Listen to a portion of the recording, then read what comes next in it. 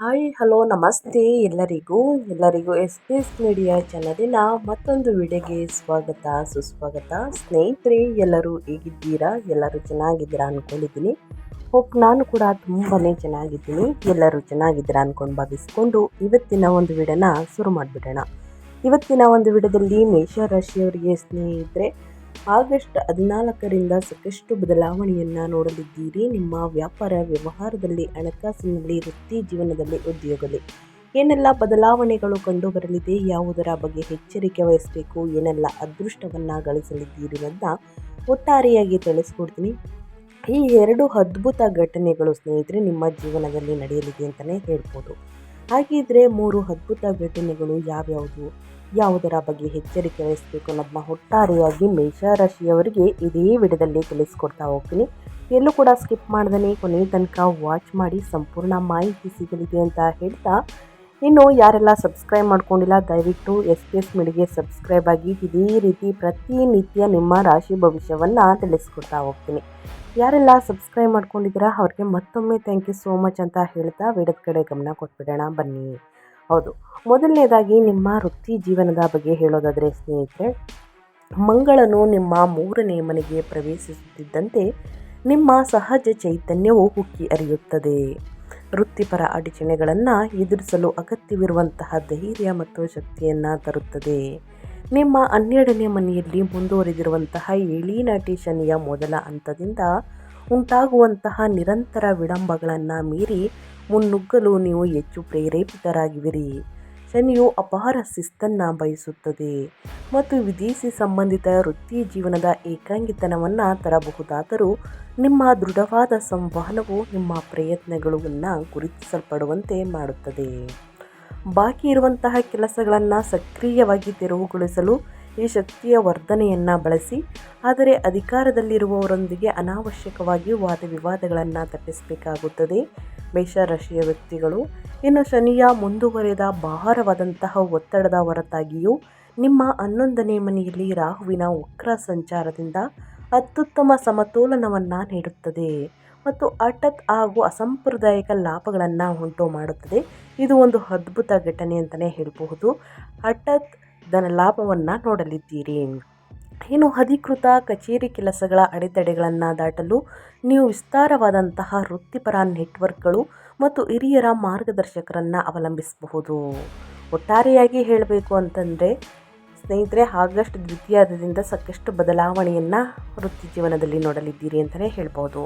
ಇನ್ನು ವ್ಯಾಪಾರ ವ್ಯವಹಾರದ ಬಗ್ಗೆ ಹೇಳೋದಾದರೆ, ನಿಮ್ಮ ಸ್ವಯಂ ಉದ್ಯೋಗದ ಬಗ್ಗೆ ಹೇಳೋದಾದರೆ, ಮೇಷರಾಶಿಯವರಿಗೆ ನಿಮ್ಮ ರಾಶಿಯ ಅಧಿಪತಿಯಾಗಿರುವಂತಹ ಮಂಗಳನಿಂದ 3ನೇ ಮನೆಯಲ್ಲಿ ಸ್ನೇಹಿತರೆ ನಿಮ್ಮ ಉದ್ಯಮಶೀಲತೆಯ ಉತ್ಸಾಹವನ್ನು ಒತ್ತಿಸುವುದರಿಂದ ಉದ್ಯಮಿಗಳು ಈ ತಿಂಗಳು ಒಂದು ಕ್ರಿಯಾತ್ಮಕ ವಾತಾವರಣವನ್ನು ಎದುರಿಸುತ್ತಾರೆ. ಇದು ನಿಮ್ಮನ್ನು ತೀವ್ರ ಸ್ಪರ್ಧಾತ್ಮಕವಾಗಿಸುತ್ತದೆ. ಸಣ್ಣ ಪ್ರಚಾರ ಅಭಿಯಾನಗಳು ಪ್ರಾರಂಭಿಸಲು ಮತ್ತು ಮಾರುಕಟ್ಟೆಯಲ್ಲಿ ಪ್ರಾಬಲ್ಯವನ್ನು ಸಾಧಿಸಲು ನೀವು ಉತ್ಸಾಹಕರಾಗಿರುತ್ತೀರಿ. ಆದಾಗ್ಯೂ ಬುಧನು 3ನೇ ಮನೆಯಿಂದ ನಿಮ್ಮ 4ನೇ ಮತ್ತು 5ನೇ ಮನೆಗಳಿಗೆ ಮಾಡುವಂತಹ ವೇಗದ ಚಲನೆಯು ಮಿಶ್ರ ಸಂವಹನವನ್ನು ತರುತ್ತದೆ. ಆಸ್ತಿ ಅಥವಾ ವಾಹನಕ್ಕೆ ಸಂಬಂಧಿಸಿದ ಮಾತುಕತೆಗಳು ಮೇಲ್ಗೈ ಬರುವುದರಿಂದ ವ್ಯಾಪಾರ ಒಪ್ಪಂದಗಳಿಗೆ ವಿಶೇಷವಾಗಿ 2ನೇ ವಾರದಲ್ಲಿ ಅನೇಕ ತಿದ್ದುಪಡಿಗಳ ಅಗತ್ಯವಿರಬಹುದು. ನಿಮ್ಮ ದಣಿವರಿಯದ ಶಕ್ತಿಯನ್ನು ಹಠಾತ್ ಅವಸರದ ವ್ಯಾಪಾರ ವಿಸ್ತರಣೆಗಿಂತ ಎಚ್ಚರಿಕೆಯ ಕಾರ್ಯತಂತ್ರದ ಯೋಜನೆಯಲ್ಲಿ ತೊಡಗಿಸಿಕೊಳ್ಬೇಕಾಗುತ್ತದೆ. ಇನ್ನು 11ನೇ ಮನೆಯಲ್ಲಿ ರಾಹುವಿನಿಂದ ಆದಾಯಕ್ಕೆ ಅನಿರೀಕ್ಷಿತ ಮಾರ್ಗಗಳು ಸೃಷ್ಟಿಯಾಗುತ್ತಿರುವುದರಿಂದ ಹಣಕಾಸಿನ ನೆಟ್ವರ್ಕ್ ನಿಮ್ಮ ಪ್ರಬಲ ಆಸ್ತಿಯಾಗಿ ಉಳಿದಿದೆ. ಇನ್ನು ಅಸಾಂಪ್ರದಾಯಿಕ ಮಾರುಕಟ್ಟೆಗಳು ಅಥವಾ ವಿದೇಶಿ ಗ್ರಾಹಕರೊಂದಿಗೆ ವ್ಯವಹರಿಸುವುದು ಕಾರ್ಯಾಚರಣೆಯ ಅಡಚಣೆಗಳನ್ನು ಸರಿದೂಗಿಸುವ ಹಠಾತ್ ವ್ಯಾಪಾರ ಬೆಳವಣಿಗೆಯನ್ನು ತರಬಹುದು ಸ್ನೇಹಿತರೆ. ಹಾಗಾಗಿ ಆ ವಿಚಾರದ ಬಗ್ಗೆ ಸ್ವಲ್ಪ ಎಚ್ಚರಿಕೆ ವಹಿಸಿ ಯಾವುದೇ ದುಡುಕಿನ ನಿರ್ಧಾರಗಳನ್ನು ಮೇಷರಾಶಿಯವರು ತೆಗೆದುಕೊಳ್ಬೇಡಿ ಅಂತ ಕೇಳ್ಕೊತಾ, ಇನ್ನು ನಿಮ್ಮ ಹಣಕಾಸಿನ ಬಗ್ಗೆ ಹೇಳೋದಾದರೆ, ಲಾಭ ಇದೆಯಾ ನಷ್ಟ ಇದೆಯಾ, ಯಾವುದರ ಬಗ್ಗೆ ಎಚ್ಚರಿಕೆ ವಹಿಸಬೇಕು ಅಂದರೆ, ನಿಮ್ಮ ಸಂಪತ್ತಿನ ಅಧಿಪತಿಯಾದ ಶುಕ್ರನು ಇಡೀ ತಿಂಗಳು 6ನೇ ಮನೆಯಲ್ಲಿ ನೀಚನಾಗಿ ಕುಳಿತಿರುವುದರಿಂದ ನಿಮ್ಮ ಸಂಪತ್ತನ್ನು ನಿರ್ವಹಿಸಲು ಕಟ್ಟುನಿಟ್ಟಾದ ಎಚ್ಚರಿಕೆಯ ಅಗತ್ಯವಿದೆ. ಈ ಸ್ಥಾನವು ಅನಿರೀಕ್ಷಿತ ಸಾಲಗಳು, ವೆಚ್ಚದಾಯಕ ವಿವಾದಗಳು ಅಥವಾ ಸೌಕರ್ಯಗಳು ಮತ್ತು ಐಷಾರಾಮಿಗಳಿಗೆ ಸಂಬಂಧಿಸಿದ ಹಠಾತ್ ವೈದ್ಯಕೀಯ ವೆಚ್ಚಗಳ ಬಗ್ಗೆ ಎಚ್ಚರಿಕೆಯನ್ನು ನೀಡುತ್ತಿದೆ. ನೀವು ಕೂಡಿಟ್ಟಂತಹ ಹಣವನ್ನು ಕಟ್ಟುನಿಟ್ಟಾಗಿ ರಕ್ಷಿಸಬೇಕು ಸ್ನೇಹಿತರೆ, ಮತ್ತು ವಾಹನಗಳು ಅಥವಾ ದುಬಾರಿ ವಸ್ತುಗಳನ್ನು ಖರೀದಿಸುವ ಬಯಕೆಯನ್ನು ವಿರೋಧಿಸಬೇಕು. ಬೇಡದ ವಸ್ತುಗಳನ್ನು ಪದೇ ಪದೇ ಖರೀದಿ ಮಾಡಬೇಡಿ. ಮುಂದಿನ ದಿನಗಳಲ್ಲಿ ಅದು ಯೂಸ್ ಆಗುತ್ತೆ ಅಂದರೆ ಮಾತ್ರ ಖರೀದಿ ಮಾಡಿ. ಗ್ರಹಗಳು ಪ್ರಚೋದಿಸಬಹುದು ಸ್ನೇಹಿತರೆ. ಸೊ ಹಾಗಾಗಿ ಖರೀದಿ ಮಾಡೋದಕ್ಕೆ ನೀವು ಮುಂದಾಗಲಿದ್ದೀರಿ. ಯೋಚಿಸಿ ನಿರ್ಧಾರಗಳನ್ನು ತೆಗೆದುಕೊಂಡು ಖರೀದಿ ಮಾಡಿ ಅಂತ ಹೇಳ್ತಾ, ನಿಮ್ಮ 4ನೇ ಮನೆಯಲ್ಲಿ ಉಚ್ಚ ಗುರುವು ಆಸ್ತಿ ಮತ್ತು ಮನೆಗೆ ಸಂಬಂಧಿಸಿದ ವಿಷಯಗಳಿಗೆ ಅಪಾರ ತೂಕವನ್ನು ನೀಡುವುದರಿಂದ ಕೌಟುಂಬಿಕ ನವೀಕರಣಗಳಿಗೆ ಹಣ ಒದಗಿಸಲು ನಿಮ್ಮ ಮೇಲೆ ಭಾರಿ ಒತ್ತಡ ಬರಬಹುದು. ಅಗತ್ಯ ಖರ್ಚುಗಳಿಗೆ ಆದ್ಯತೆ ನೀಡಿ ಮತ್ತು ಊಹಾತ್ಮಕ ಹೂಡಿಕೆಗಳನ್ನು ಸಂಪೂರ್ಣವಾಗಿ ಮುಂದೂಡಿ. ಇನ್ನು ಬುಧನು ನಿಮ್ಮ 3 ಮತ್ತು 4, 5ನೇ ಮನೆಗಳ ಮೂಲಕ ಸಾಗುತ್ತಿದ್ದಂತೆ ಹಣಕಾಸಿನ ಸಂವಹನವು ಹೆಚ್ಚು ಮುಖ್ಯವಾಗುತ್ತದೆ.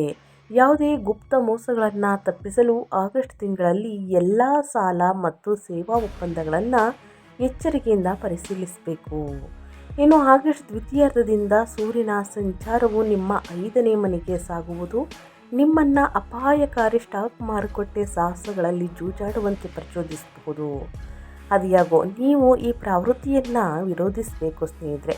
ಬದಲಾಗಿ ರಾಹುವು ಸುಲಭಗೊಳಿಸಿದಂತಹ ಸ್ಥಿರ ಅಸಾಂಪ್ರದಾಯಿಕ ಆದಾಯದ ಮೂಲಗಳನ್ನು ಅವಲಂಬಿಸಿ ಹಣಕಾಸು ಸಲಹೆಗಾರರನ್ನು ಸಂಪರ್ಕಿಸಿ.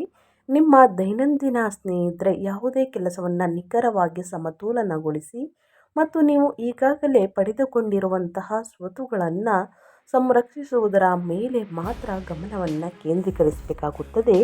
ಮೇಷರಾಶಿಯ ವ್ಯಕ್ತಿಗಳು ಹಣಕಾಸಿನ ವಿಚಾರದಲ್ಲಿ ಯಾವುದರ ಬಗ್ಗೆ ಎಚ್ಚರಿಕೆ ವಹಿಸಬೇಕು ಅನ್ನೋದನ್ನ ಕಂಪ್ಲೀಟಾಗಿ ತಿಳಿಸ್ಕೊಟ್ಟಿದ್ದೀನಿ.